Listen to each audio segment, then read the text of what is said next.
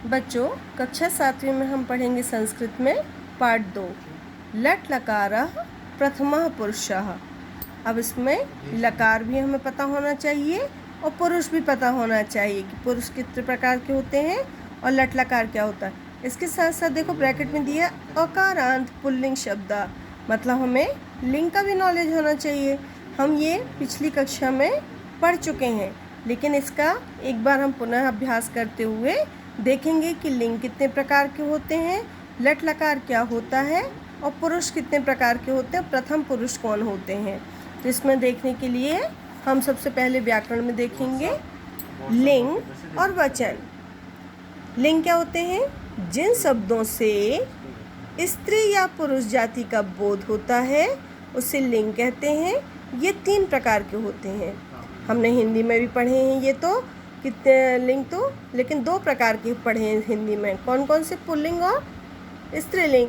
लेकिन संस्कृत में नपुंसक लिंग भी होता है। पुल्लिंग शब्द देखेंगे, ये अकारांत एवं अंत में विसर्ग होता है। अकारांत होते हैं ये, अंत में छोटा अ लगा रहता है लेकिन साथ साथ विसर्ग होता है। फॉर एग्जाम्पल बालकः, गजः, वानरः, इन सब में अह भी लगा हुआ है और साथ में छोटा अ है अंत में। फिर है स्त्रीलिंग शब्द, ये आकारांत होते हैं एवं अंत में बड़ा आ लगा रहता है। एग्जाम्पल बताइए स्त्रीलिंग शब्दों के। राधा, सीता, माला, पाठशाला, इनके सबके अंत में बड़ा आ लगा है, इसलिए ये कौन से शब्द होते हैं? स्त्रीलिंग शब्द।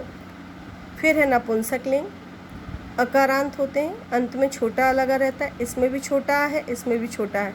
फ़र्क दोनों में क्या है? इसमें अंत में विसर्ग लगा होता है और इसके अंत में हलंत लगा होता है, हल का निशान बना होता है। जैसे पुस्तकम, फलम, चक्रम, ये शब्द आपने पिछली कक्षाओं में पढ़े होंगे। तो ये नपुंसक लिंग है। लेकिन अभी हमें किस में ध्यान देना है? पुल्लिंग शब्दों पर, क्योंकि हमारे पाठ का नाम क्या है? अकारांत पुल्लिंग शब्दाः।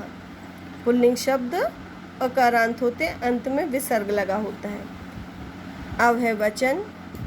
जिन शब्दों से 1, 2 या 2 से अधिक व्यक्तियों या वस्तुओं का बोध हो वो वचन कहलाते हैं। ये 3 प्रकार के होते हैं। एक वचन, एक व्यक्ति या वस्तु का बोध हो। द्विवचन, जिन शब्दों से 2 व्यक्ति या 2 वस्तु का बोध हो। बहुवचन, जिन शब्दों से 2 से अधिक व्यक्ति या वस्तु का बोध हो। यहाँ पर देखो उदाहरण में बहुत अच्छे से हमने दोनों चीज़ के एक साथ उदाहरण दिए, इसलिए हमने ऑब्लिक करके हेडिंग दी हुई है, लिंग ऑब्लिक वचन, क्योंकि दोनों के एग्जाम्पल हमने एक साथ दिए हैं। यहाँ देखो पुल्लिंग शब्द, पुल्लिंग शब्द की डेफिनेशन हमने क्या बताई थी? पुल्लिंग शब्द कैसे होते हैं?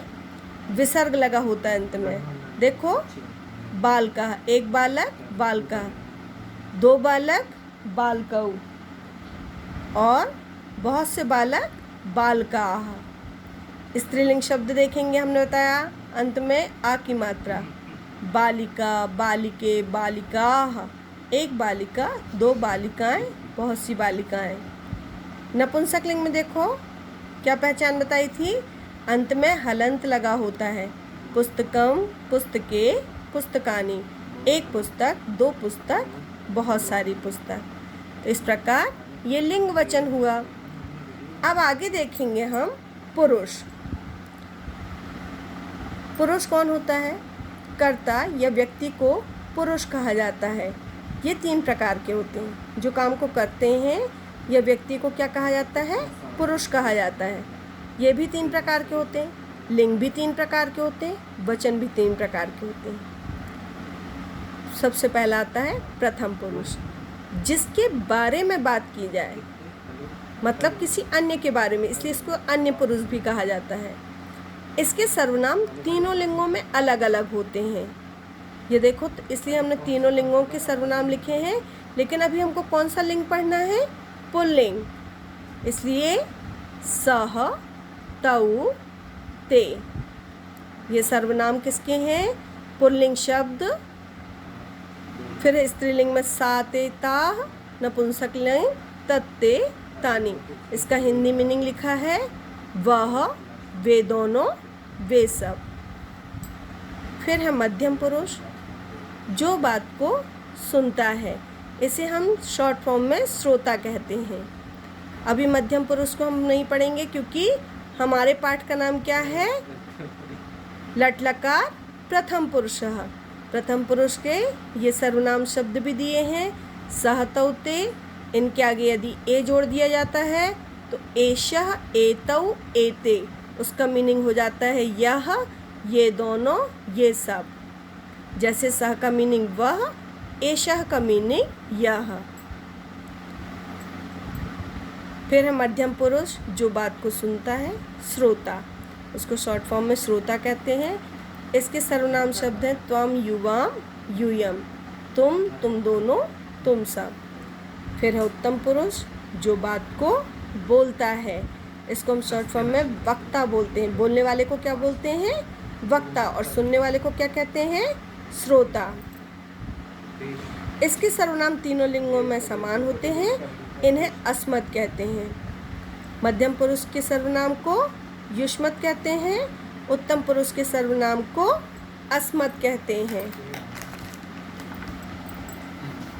और इसके सर्वनाम शब्द देखो अस्मत् के कौन कौन से हैं? अहम, आवाम, वयम, मैं, हम दोनों, हम सब। अब इसके बाद आता है धातु। क्रिया के मूल रूप को धातु कहते हैं। जैसे चल, चलना, पठ, पढ़ना, लिख, लिखना, धाव, दौड़ना, क्रीड, खेलना, कूज, कूकना, ये धातु होते हैं। लकार, काल को लकार कहा जाता है क्योंकि हमारे पाठ का नाम है लट लकार। लकार यानी काल। जैसे लट लकार वर्तमान काल कहलाता है, लिट लकार भविष्य काल। इन लकार के प्रत्यय को धातु शब्दों में जोड़कर धातु रूप बनाए जाते हैं। जैसे प्रत्यय देखो दिए हैं, प्रथम पुरुष के प्रत्यय लट लकार के देखो, लट लकार वर्तमान काल धातु प्रत्यय। इनकी धातु क्रिया में जो प्रत्यय लगते हैं वो। प्रथम पुरुष के प्रत्यय देखो ती, तह, अंति।